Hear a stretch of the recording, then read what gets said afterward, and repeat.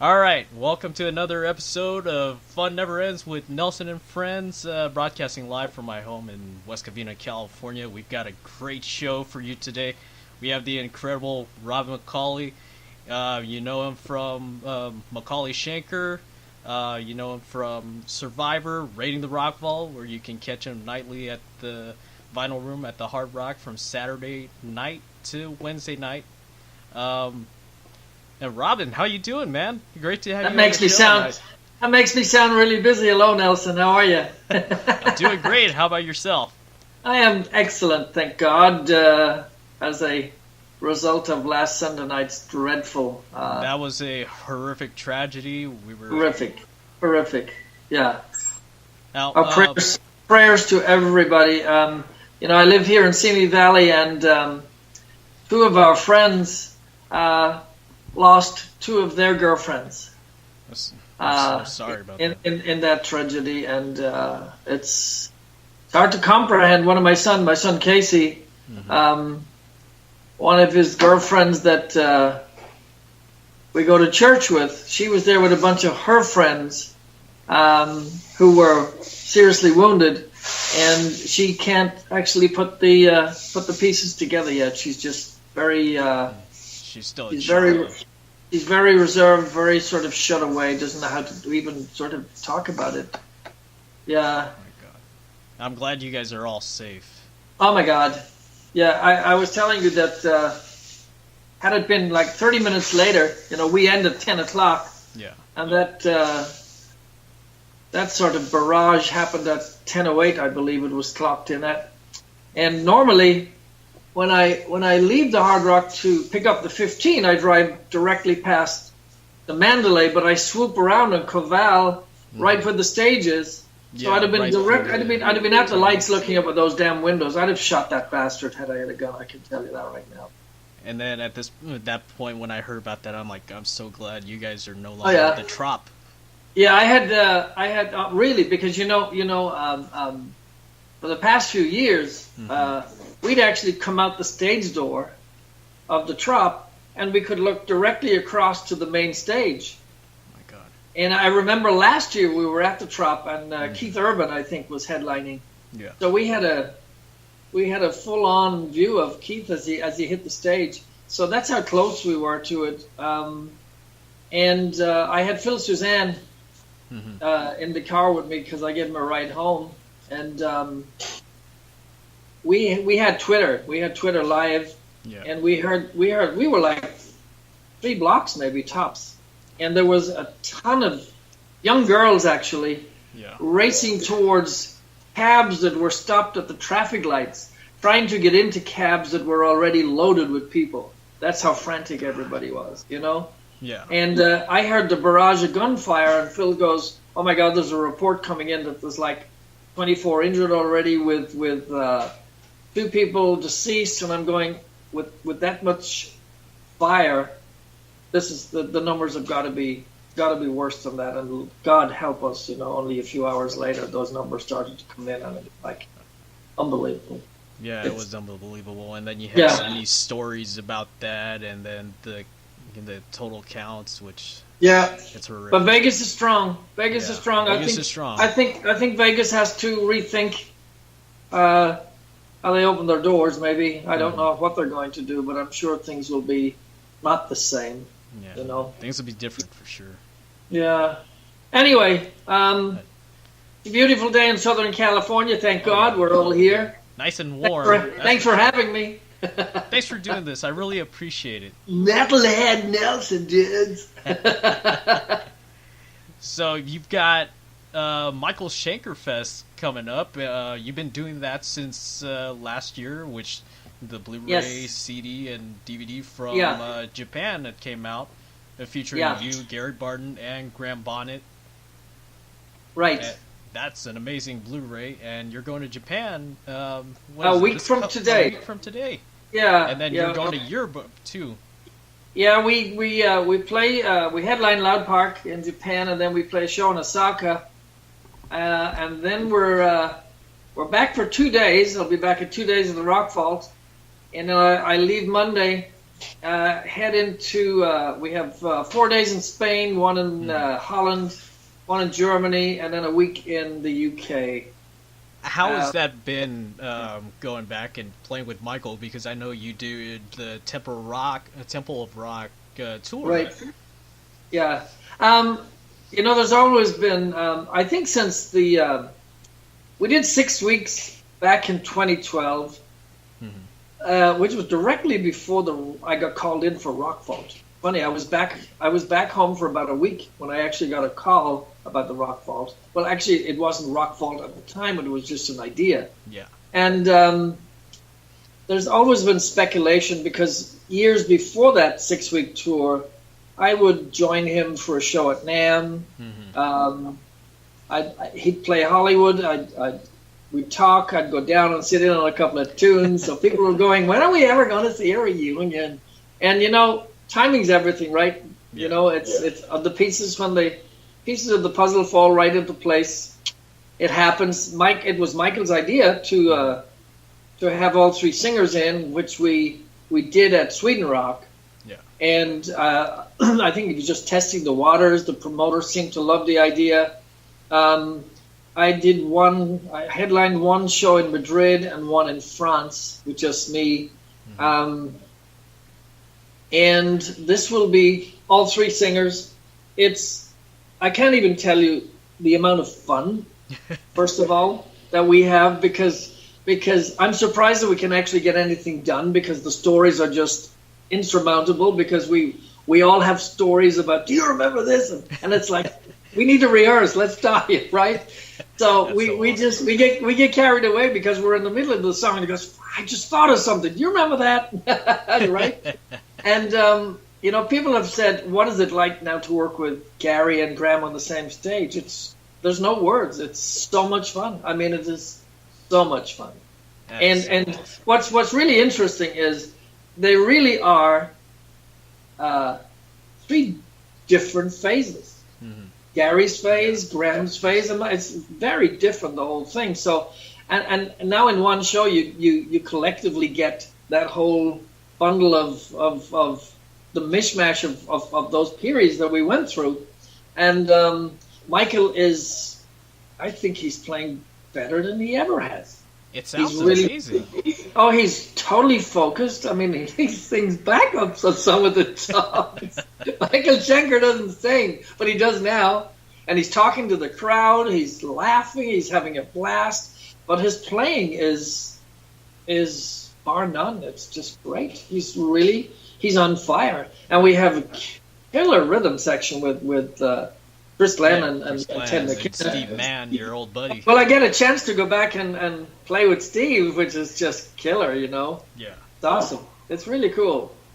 Yeah, I remember when I picked up that Blu-ray, I'm like, oh my god, you get the best of all 3 original singers, and I had the album too, and I'm like... And it sounds pretty, it sounds really good. Amazing. It sounds amazing. Really good recording, the camera work is great. That was an absolute amazing venue, the International Forum in Tokyo. It's a new venue, and it's just the atmosphere. I think what surprised me, people were saying to me, what was it like going back into Japan after all of these years, and especially with everybody on stage? And I think the one thing that struck me surprisingly different than what I remember was how young the audience were. I mean, yes, there were the diehard Michael Schenker fans, but right up front were all of these young fans singing word for word. And you can't bluff that. You either know it or you don't know it, right? Oh, yeah. And I remember several times in the show, Michael would be alongside me and would be going, look, dude, they're actually singing the songs. And it's awesome. I sound like a child, but it's I can't believe what 30-something years later. It's like, who'd have thought, right? Yeah, like when I showed up and when I met you, I had the album, and then I came back with like the full vinyl, perfect timing. Oh my God, I'm the hair, dude. Don't forget the hair, dude. Speaking of the hair, how long did it take you to like get that? How it was all together? Oh, dude, that by itself was the whole show. It was so awesome because That was the whole show. I remember. I remember when we did a slew of dates in the UK with opening for Whitesnake, right? And Whitesnake were not short on long hair, right? Teased on the whole deal, but they were nothing compared to ours, right? And we had all the colors and all of this. And of course, Michael had the hair extensions. Our bass player Rocky had red, white, and blue to match his bass guitar. Yeah. And the clothes to match. It was like, where is he? I can't. It was like a camouflage, right? And then Kerrang! Magazine, instead of Whitesnake getting the front cover, MSG gets the front cover with this big headline. MSG hit the stage like a hairdresser's nightmare. I mean, there was a lot of stuff going on there, you know. Yeah. And I always tell a funny story because we had a break. We had a break at one point where we had a few days off, and I flew from Hanover in Germany back into London to go visit one of my sisters. And it turned out to be Easter weekend, you know, Catholics, good holiday, good Catholic weekend, right? Yeah. And my sister Margot and my niece Leona, we went to the Holy Saturday Easter Vigil, right? And it's a beautiful ceremony where, you know, the church is in darkness and everybody leaves the church and the Paschal fire is lighted outside and everybody has a lighted candle walking back into the now darkened church, you know, light into dark. And so I remember I was back in the church with my prayer book in one hand, my lighted candle, hair 10 feet high. My niece was standing beside me, and I got this twitch, and I'm going, and I couldn't get to it, so I reached over and started to get the itch, and the whole side of my head took off, dude. Oh, because no. I am not exaggerating. I am not lying. So it was like a chainsaw. Cut half of my head away. It went, and of course now you have the smell of burning hair. Oh my God! That was in the church with the lights out, right? Condemned, man. We were condemned. But I don't know. I don't know what we were thinking, but you know, it was the time. You know, with the teasing of the hair, make it big, and how big can it get? Very big, obviously. But it was fun. It was a lot of fun. And we still have hair. You know? Oh, yeah. We still have it. Looks good, man. We still have it. You know what's left of it, but we still have it. You guys have a lot of dates coming next year, too. One being the National Grove of Anaheim. Yes. On Sunday, March 25th. And then you guys have a House of Blues show in Las Vegas as well. At the Mandalay. I was telling the guys because they were sending me messages. Yes, right. That's so. There's a lot of people come out to the Rock Vault and they're all asking, when are we going to see you? I'm going to come here and I'm going to come there. And people seem genuinely pretty stoked about the whole thing. Oh, yeah. I bought my ticket. Oh, you have? I bought my ticket. I will be at the Grove of Anaheim show, and I will wear. Oh man, it's a great venue. It's a great venue. It's a great venue, and I will wear the shirt that I bought from Gina with your photo on it. Really? Yeah. Oh, shame on you, dude. That's funny. Yeah, but Rock Vault, we will celebrate our 1,000th show November 25th with Rock Vault. That's pretty awesome. And you've seen about 999 of them. I lost track to how many I've seen. I know you've seen a lot. Yeah. Our buddy Bernie has seen a lot too. Yeah, from all the way back. So we never expected it to go as far as it did. We're absolutely blessed with the amount of work and the amount of fans that we've met on that journey. And they say nothing lasts forever, but it seems like it will last forever. It's an amazing show, amazing production, 90 minutes of pure rock and roll now. So I think the makeup of the band is what keeps that thing alive, because people go, how you guys come out and make it feel like I've never seen it before, the energy. And let me tell you straight, there are some nights, pre-show, you're going, oh man, if I could just sleep, right? Right. And then you come out and that red light goes on and you're up and running.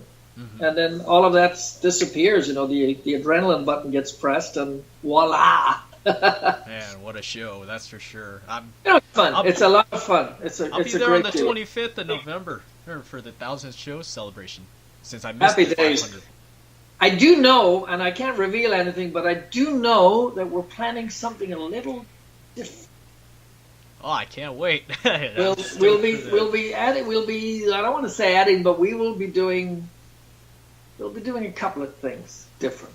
We'll be giving people an opportunity to, Anyway, that's all I can say before I give it away.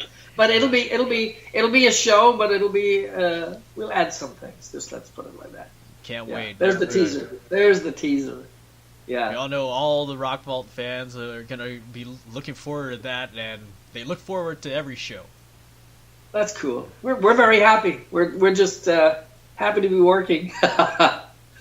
Since we're on the subject of Rock Vault, how were you approached to do rating the Rock Vault from the start, from the first show at the Mayan Theater, and then progressing to the Westgate LVH and then it went to Trop, and now at the Vinyl Room and Hard Rock? Yeah, I've been there since the beginning. Andrew's been there since the beginning, and I had just come off the road in 2012 with Michael Schenker, and I'd actually picked my boys up from school. They were still in middle school. Were they in middle school? Yeah, they'd be still in middle school. And my phone rang, and it was John Payne. And some months prior to that, I'd run into John when he was opening up for Survivor with Asia. I can't remember where the place was, but I came out of the Survivor trailer, and there's John Payne, and he goes, "Oh, I saw you on the bill," and I think we were headlining, and he goes, "I didn't want to leave without seeing you." So Mitch Perry, do you know Mitch? Mitch Perry, yes. So Mitch was in that version of Asia at that time also, and so they hung around and saw the Survivor show, and then I get this call from John about 2 weeks after the U.S. tour with Michael, and he said, "Look, I've got a bunch of tracks in my studio. You can pick whatever you want, and then I'll explain what the whole idea is behind it. If you can have some time, I'd love to have you over. Love how you sing, blah, blah, blah." So I get over to John's studio in Glendale, and I actually picked 6 songs. He had me sing on 6 different songs. Tom Petty, God rest his dear soul. Actually, yeah, I actually sang American Girl for the first Rock Vault CD, right? And Queen was CDs. Yeah, right. So that was one of the first songs. U2 was on there. A David Bowie song on there. Queen. Let's Dance. That's right. And I went in and we did that. We had an absolute blast because we'd known each other for some time, and not unlike the MSG situation backstage, we'd get in sidetracked with all of these sitcoms that we used to watch growing up in London, and you remember this and that guy and whatever happened to this one and blah, blah, blah. And some debaucherous stories in there too. And only the faces, only the play. What is that old Dragnet thing? Only the names have been changed to protect the innocent. So anyway, I had finished that. Over how long a period it took, I went back several times to get different tracks done. And John basically told me about the idea that Simon Napier Bell was in Thailand, saw this cover band singing top 40 hits, and he thought, wow, what if I was to put together a bunch of guys who had recorded records, did successful tours, and put them together in the same band on the same stage with a show idea. Not a tribute band, because he didn't want a band to just go up and perform cover songs without a show being surrounding it. So that was the concept. And then I was introduced to Sir Harry Cowell. Harry came in on the scene after he heard the tracks that I had recorded. And then they were talking about, would I be available, would I be interested if this thing ever saw the light of day, saw a stage, blah, blah, blah. And I said, sounds like a great idea. I said, I don't think I'm interested if it's a tribute band type of approach, because there's a lot of excellent tribute bands out there, but they don't surround it with a show per se. Some do. Yeah. And I wasn't interested in just going out and singing somebody else's songs, and I thought it would look a bit bland. Long story endless, we now moved from, I think this was probably June, July, something, maybe August. And then November came around very quickly. I get a call from John, and he said, look, we have a chance to play the Mayan Theater downtown LA and put on a showcase of what we think this show should be. But I don't have a lead guitar player. What do you think? And I said, well, you want my advice? I said, shouldn't you really be asking a guitar player, you know? And he said, no, you've worked around enough great guitar players to know who's who. And I said, well, I just did a bunch of stuff at Fantasy Camp with Howard Leese. And he says, oh, I love Howard, but I don't know Howard. And he said, do you think that's something that Howard would be interested in? And I said, well, I can call him. He goes, you call him. You call him and see what, and you five him out. So I called Howard and goes, hey, Howard, what's up? And I gave him the concept, you know, secondhand. And Howard's first response to me was, are you going to do it? And I said, I'm doing it. And he goes, then I'm doing it. That is so awesome. And I thought, dude, that is so awesome. So I called John. John then was now in touch with Howard. And then John calls me back and he goes, that's awesome. I mean, that's really awesome. And he said, but I need another guitar player, and I know that Doug Aldridge is busy with Whitesnake and would not be able to fit it into a working schedule. And I said, well, I know Tracy Guns. And he says, wow, Tracy, do you think Tracy would work in this thing? And I went, Tracy's awesome. He's phenomenal. And I said, you know, you need a sort of a yin and yang with guitar players, so you get good boy, bad boy sort of, at least imagery, right? And he said, well, I don't know Tracy either. And I said, well, I just happen to know Tracy. So I called Tracy, and Tracy was pretty much the same as Howard. He goes, dude, it sounds awesome. Are you going to do it? And I said, yeah, I'm already in. And he goes, if you say it's okay, I'm in. And I said, well, here's John's info. Call him, vibe him out. Here's the deal. And so now we have Tracy and we had Howard. John already had secured Jay, obviously, Jay Shellen, because of Asia. And John was on bass. So now we have a core band. And John had known Michael T.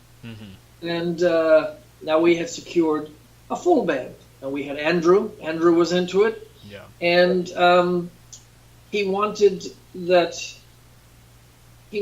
the songs would be shared. So he said, I think I'm going to call Lynn Turner. And he called Lynn Turner. Joe was into it.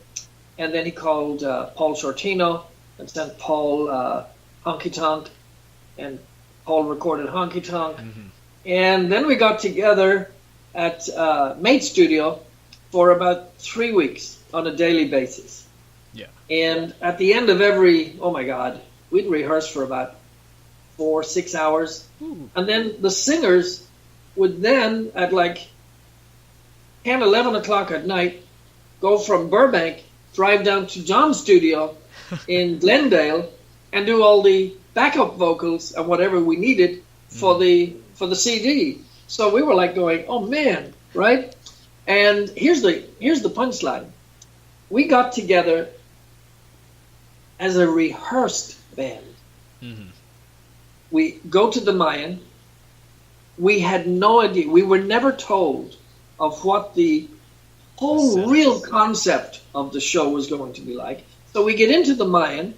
We see this rock vault thing, this capsule, right? Mm-hmm.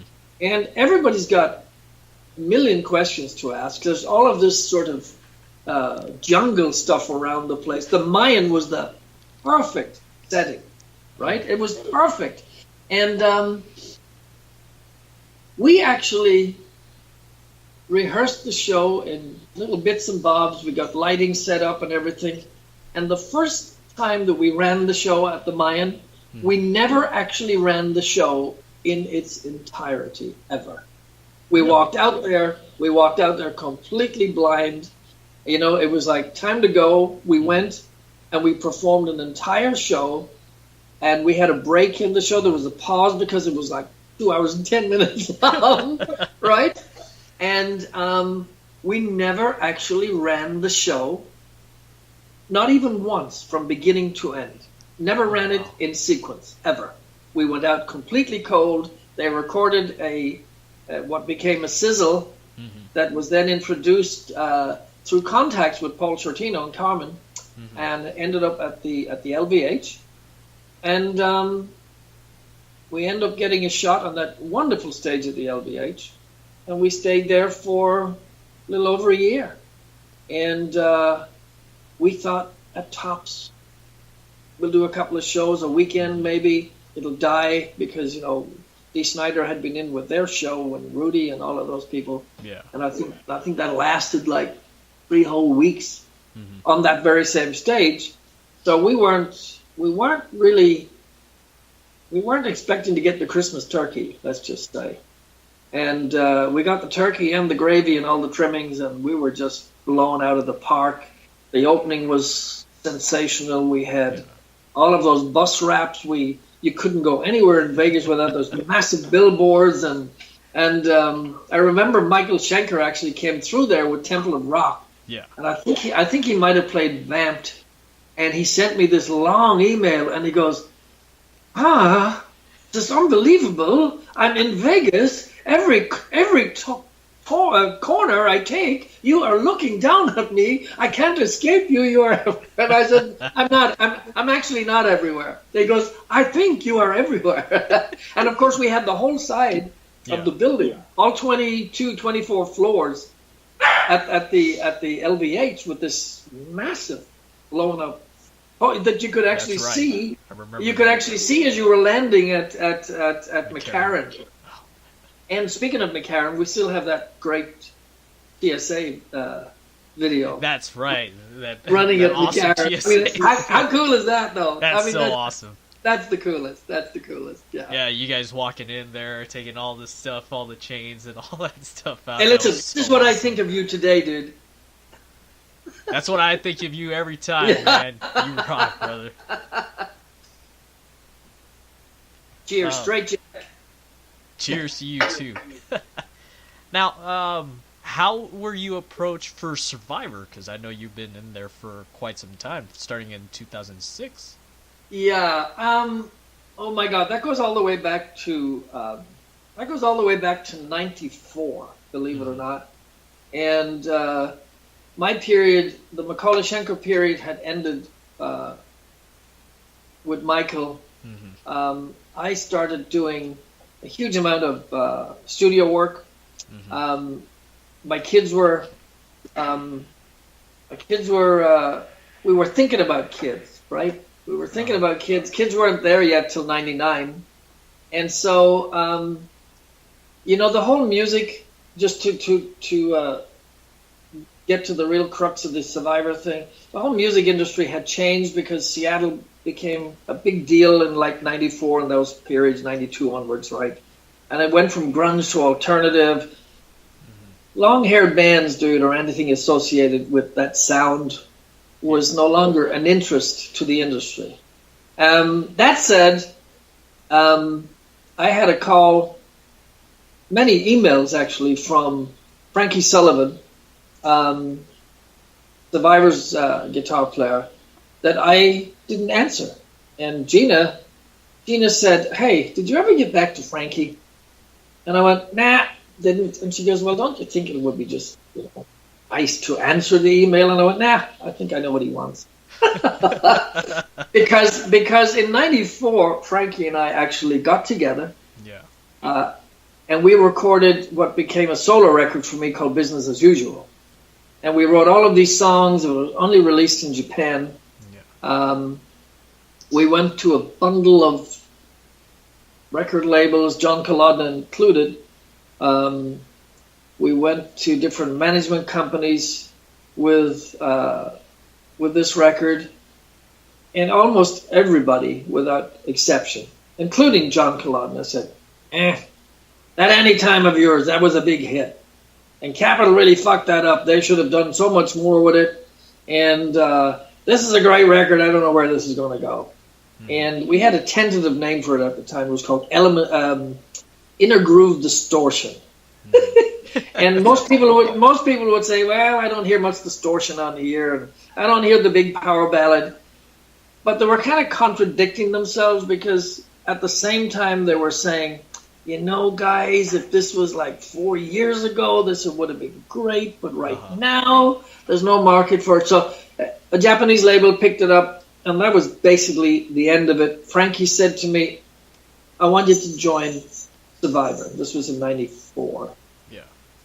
And I remember saying to Frankie, I said, "You know, Frankie, Survivor's a pop band. I don't want to join a pop band." And he would laugh, and he goes, "You've got it wrong. It's a rock band." And we would go backwards and forwards and forth with this sort of, with fun and games thing. I didn't join Survivor at the time. I told him that the best thing he could do was to make amends with Jimmy Jamison. That's who the people really wanted to hear. And I said, "This is what you need to do. There's an amazing catalog of songs with Survivor, just amazing." And I said, "They don't need to hear me." I said, I don't want to be the replacement guy. And I said, Survivor is more than a replacement guy. This is a sound. Yeah. Sound, like Journey is a sound, and what have you, you know? Oh, yeah. Anyway, it didn't happen. In the meantime, Gina and I have our boys. I decided to get out of the industry, went to college, got into graphics. That's awesome. I didn't know that. I didn't want to be on the road, but when Jamie took his first steps, I was actually in Japan, and it really bummed me out big time, because I had missed his first steps, and I had always said, "I'm not going to be away when my kids take their first step." And I was. And I swore at that point that I wouldn't miss my son Casey's first steps. And they're twins, as you know. Yeah. And I no pun intended, but I kind of pulled the plug, and I went, I got to do something different here. There were no tours. There was nothing like that going on. So I went to college, started getting into graphics, and I took that course for many, many years. And I had a good paycheck. That's awesome. I had health care for my kids, had all of the stuff that was right. We bought a new house. And we, the world was a happy place. And about 5 years into the boys, I get more emails from Frankie Sullivan, and Gina said the same thing. She goes, "Hey, did you ever get back to Frankie?" And I go, "Nah, did not." And then I have Survivor's accounting office calling me. Yeah. And I knew Chuck, and so I called Chuck, and he goes, "Well, how are you doing?" And I went, "What do you want?" And he goes, "You know what we want." So I agreed to fly into Mark Trubay, Survivor's drummer, met me one day with 2 CDs full of songs. Yeah. And he goes, "We're going into rehearse in about 2 weeks. Learn all of these songs." And I go, "What do you mean all of these songs?" There was like 35 songs or something, right? So I went into Chicago over a weekend, And I went into rehearsals. We started just running stuff down, and huge amount of material, really, you know. And Frankie sat me down and he goes, "What do you think?" And I went, "The material is not in question. The real question you have to answer is, am I the guy to be singing this material?" And he goes, "You're the guy to be singing this." And I said, the blame will be on you firmly, right? And I came back home, and I think within a week, I get this call. We're doing a festival outside of Chicago. 16,000 people. We're doing a festival with Eddie Money. Oh. And I'm going, and what are we singing? And he goes, you'll be fine. And I remember going out on that stage, no idea how Survivor did a show. Yeah. No idea how they segued from one song into the next, how they ended stuff, what was required. And I remember having all of these lyric sheets on top of the keyboard. And I remember saying to Chris Grove, just flick the page whenever we finish a song, because I'm really good with if I catch the first line. Yeah. I'm pretty much solid. Yeah. But I won't know how they ended or anything, but who cares about that? You ended, right? I just stopped singing.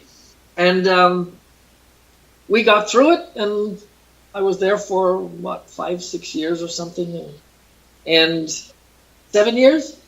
And then I think I was only about a month or so into the band. Yeah. And we got Dancing with the Stars. Not to dance, but to perform. That's right. I've seen that one. Yeah. And we got Dancing with the Stars, and I always remember that right across the hallway from Dancing with the Stars at CBS Studios was American Idol.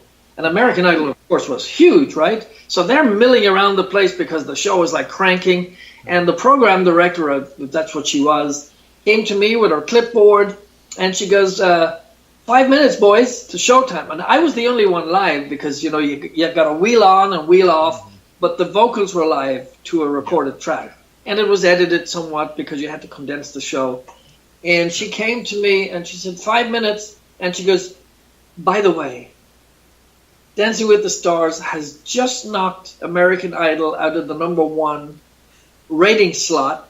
And she said, we have about 88 million viewers tonight. And she goes, no pressure on you, kiddo. Oh. And I'm thinking, it's one of those times you go, I want my mommy. And the rest is what can you say? You do it, you put the big boy pants on. Yeah. And it came out amazing. It sounded great. He sounded amazing. Yeah, but I was concentrating on what the dancers were doing. But it wasn't bad. It wasn't bad. When you go live on TV, it's unforgiving because it's very bland. Yeah. It's very bland what comes out of that little tube, that box. Yeah. It's not like you're on stage and you have all your effects and all of that, so you don't hear any of that stuff. So, but that said, it was pretty awesome. It was pretty awesome. I had a great time. With Survivor. We played some really cool festivals, met a lot of really fun people. A fun story comes to my mind. You think that bands always claim to have these diehard fans, right? Yeah. And I remember we were doing a meet and greet one night, and Frankie was standing to my right, and this couple came up, grabbed my hand, really cupping my hand and going, oh man, I have all your records, right? And I've been listening to you, oh man, I grew up with this in school. And then he stopped and he looked at me and he goes, but you're not wearing your beret tonight, he says to me. And Frankie goes, oh, he doesn't wear that anymore. And I'm thinking, this guy thinks I'm Dave Bickler now, all of a sudden, right? And you have to ask the question, do some fans actually take a look at that cover? And it's funny, little things like that you go, I thought he was going to start talking about MSG material, but no, he was actually talking about Survivor. Yeah. And there's still some unrecorded tracks that might see the light of day. Hopefully, that'll be cool. Yeah, because we did some writing, we did some really good writing. And I might do some of that stuff for myself, Yeah. you know, because Survivor does have a young kid now. He's really good, and we'll see what happens. You know, there's always room. I remember you used to play with Big Ball Stars. That was a Brian Tichy thing. I remember this because a band that I worked with at the time, I was a roadie, and they would play at Club Vodka, the Knitting Factory in Hollywood, and they would open for the Big Ball Stars. Oh my God! How was that experience?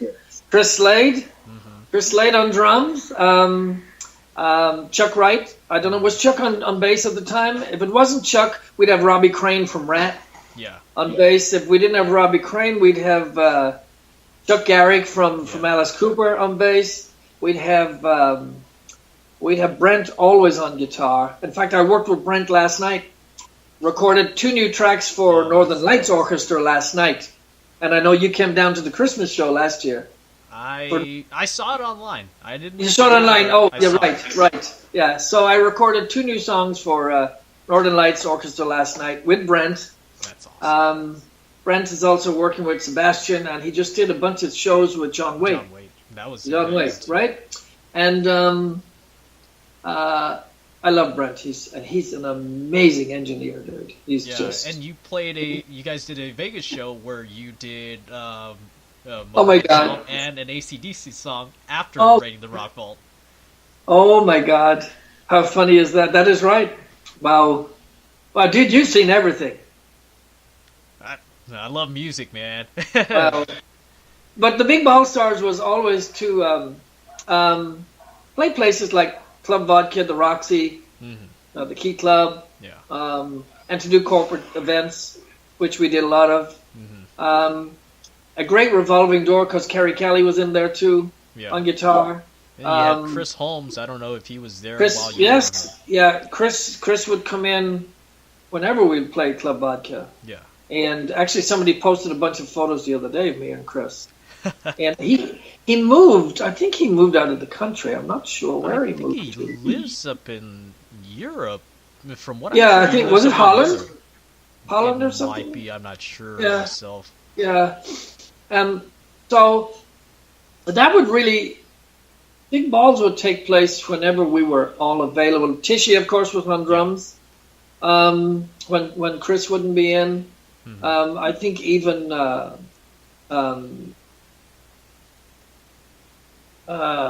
what's his name came in too. A bunch of Curry, Slaughter's drummer.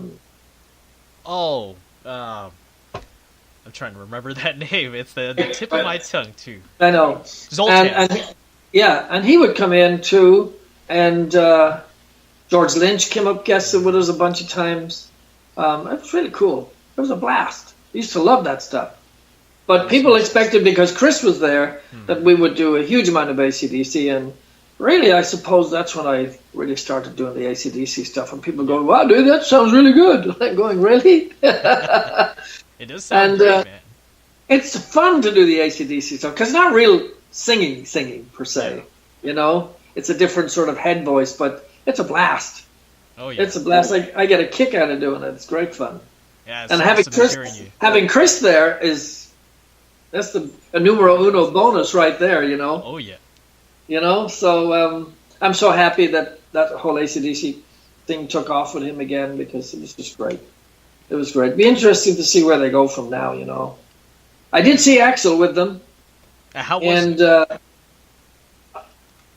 Awesome.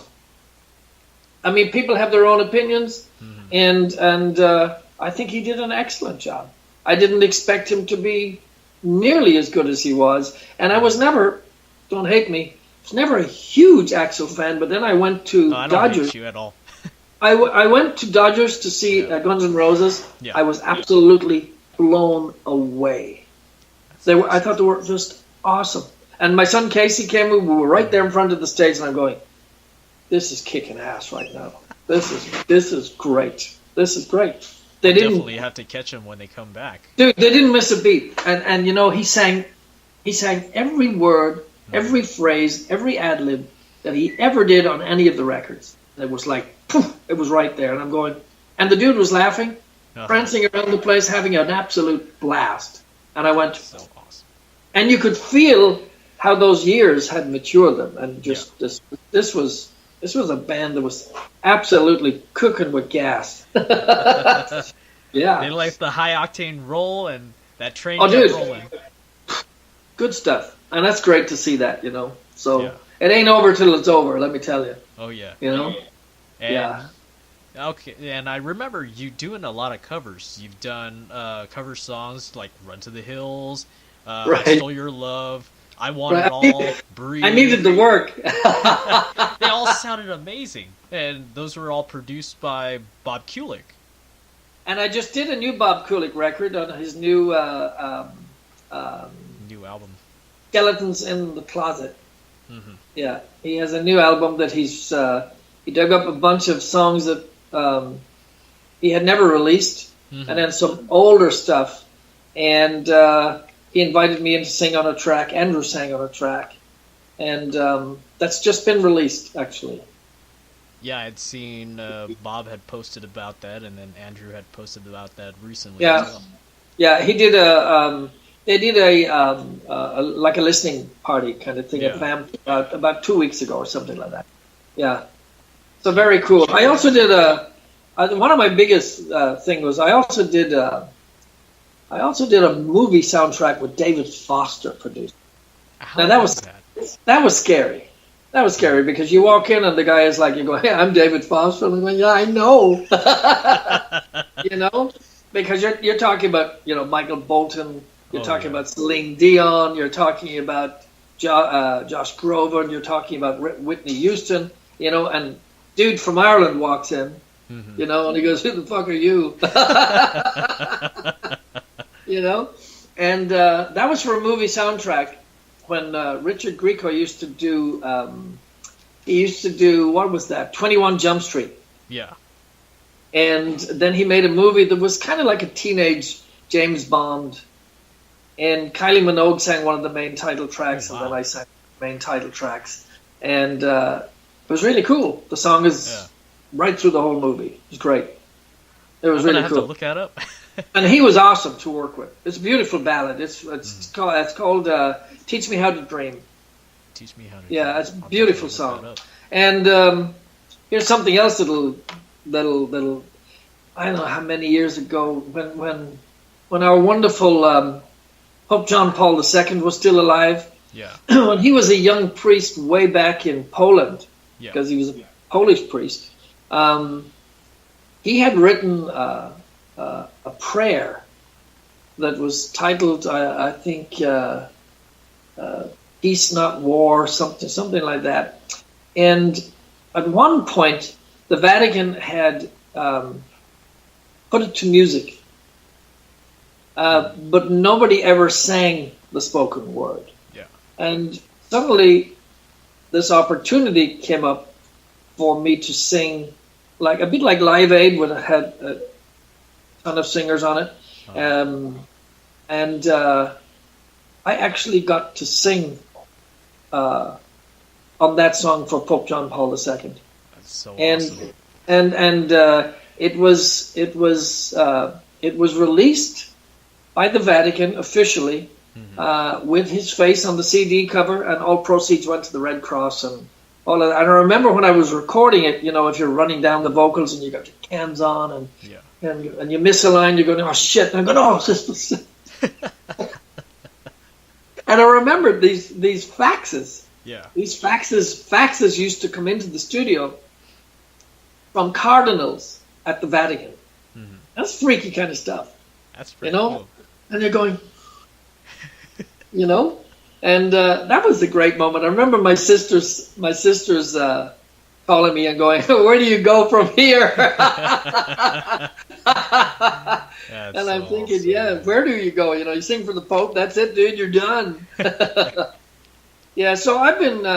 I guess what I'm saying is I've been blessed. No pun yeah. intended, but truly blessed because I've done a lot. Sometimes I forget how much I've done.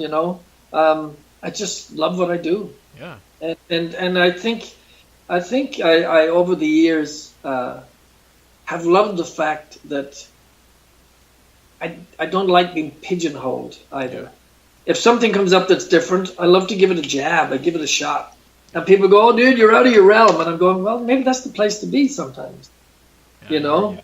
And just because, isn't that what music is? Nobody said it was There's no 2 bars or 4. There aren't. There's so much you can do with those 3 chords, dude. Remember? Oh, yeah. So much you can do. And I think it's great. And also on that note, my heart pounds in respect for Tom Petty. I was a huge Tom Petty fan. Big Tom Petty fan. He was too young. Oh my God. Yeah. But on a different note, I see today, posted all over the place, Bon Jovi gets a nod for the Hall of Fame. As well as Judas Priest. And since we're on the subject, the Cars, dude. And the Cars. Dire Straits as well. And somebody who should not be forgotten, because I did a TV show with her when I actually debuted Stairway to Heaven, which we did a remake of, together with Bobby Kimball, and Robert Plant was in the studio the same night, and she was on the bill, Kate Bush. Oh, that is awesome. Running up that hill, dude. And I went, that is so cool. You know what's so cool? That you are inducted for the Rock Gods Hall of Fame. Congratulations on that, and it's killer, dude. It's awesome. And I can't be there. I'm so bummed. It's on October 26th at the Hard Rock in Hollywood. Mm-hmm. And my beautiful lady will actually, she will go down there and be the recipient of the Rock Gods Hall of Fame. It's going to be cool night. I'm going to try. Are you going down? Are you going to be there? I'm going to buy my ticket. I'm going to make it down there. Oh, dude. You're unbelievable. Yeah, I'm bummed I'm not going to be there. It's like I don't get anything. I don't even win a free ice cream, Well, this award will go great in your room with your awards and whatnot. I put it right up there with my Irish flag. A lot of you can't see this because it's all purely audio, but behind Robin in his beautiful home is the Irish flag. The Irish flag. Yeah. Well, actually, it's something. It's an Irish saying. Yeah. One of those things. We're all about Irish sayings, and we don't say very much, really.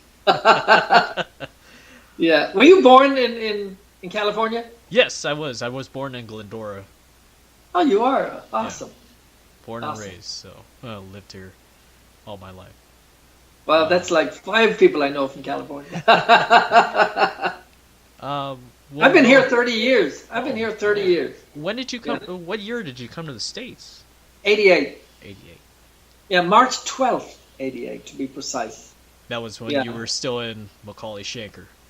Yes, and we came through to basically to mix. Yeah. And everybody would go, "Dude, you're gonna love it here." And then we came. I had to leave because at that time we're just on visas, and I just absolutely loved the weather. And then I'd go back to cold Germany, and I'm going. And I very, very quickly went after getting my green card status, and as soon as I had that, I didn't think twice about going for my citizenship, and it's been great. Love it. As a result of all of that, Gina's a citizen. Gina's been a citizen for a long time too, and fly that flag, I say, dude. Oh yeah. Don't disrespect that flag. Nope. That's like Daryl Sheriff. I don't get that part of it. I don't either. I don't get that. I'm not politically minded, and I don't make political statements. But I can say it's our flag. You should respect it. It's the only one you'll ever have. Oh, yeah. So I don't know. These are strange times, Nelson. Yes, it is very. Strange. It's a weird time we live in. It really is. It is. But It is. we're gonna about wrap this up. But Cool, dude. before we do you have any road tales or anything cool from the road What do that you you'd like want to to share? know? Anything that you're willing to share. One story about that you would love to share. Oh, jeez. I know you had a story after Paul's when you guys were chatting with Norm. Right. Yeah. Well, I remember. I know if I should bring this one up, but I always remember. Macaulay Schenker out with Rush. Right? Oh my God, that is so And awesome. we were out with Rush, and oh my God, I think it was one of those ice rinks. I think maybe about 30,000 people, right?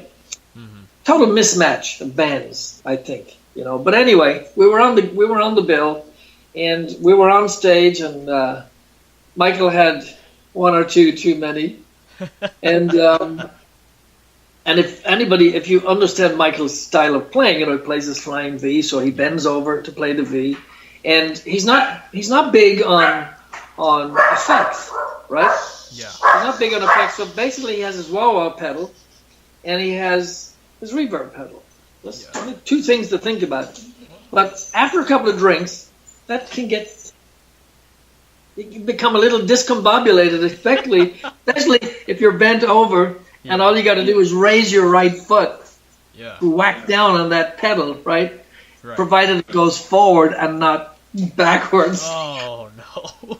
And I remember he made an attempt to kick that pedal, dude, and he fell backwards, flat on his back, right? Guitar, that's a dead weight, right? Oh my God. Flying V strapped across his chest, and I remember his tech came out, running out, and grabbed him under his arms and lifted him back up in a standing position, and Michael just went.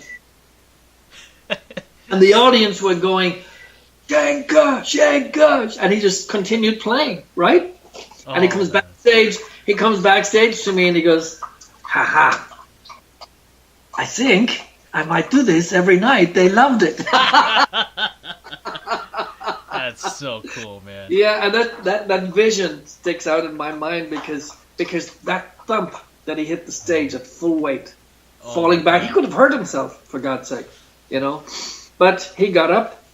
Well, he was helped up, and then gave him the horns and just continued playing, and the audience went absolutely apeshit. And I'm going, what do you do, right? What do you do? Don't you ever have another drink? No. Yeah. But good times, good memories. Good memories. Oh yeah, definitely. Yeah.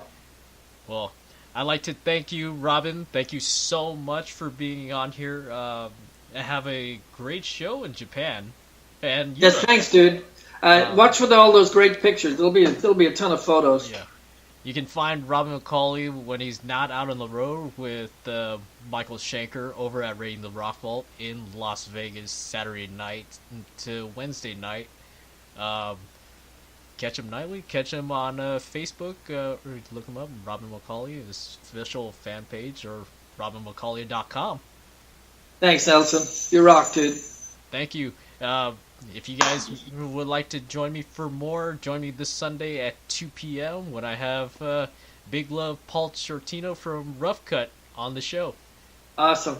God bless you, my friend. God bless you too. You take Have a good night. Thank you. Bye-bye. You too. Good night. Bye. Bye.